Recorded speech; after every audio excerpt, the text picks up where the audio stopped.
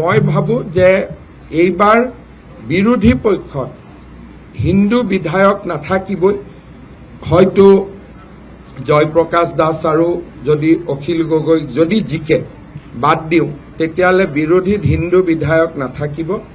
মই বহুদিন আগতে কৈছিলোঁ যে কংগ্ৰেছত হিন্দু সমাজ থকাৰ পৰিৱেশ নাই, আৰু সেইকাৰণে ভূপেন বৰা প্ৰদ্যুৎ বৰদলৈক আমি মাতি আনিছিলোঁ।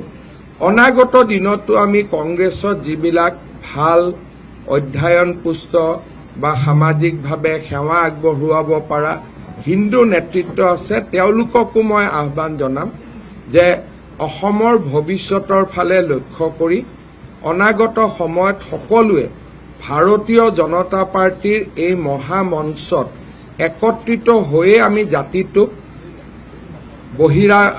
বিদেশী বাংলাদেশী বিদেশীৰ পৰা আমি ৰক্ষা কৰিব লাগিব।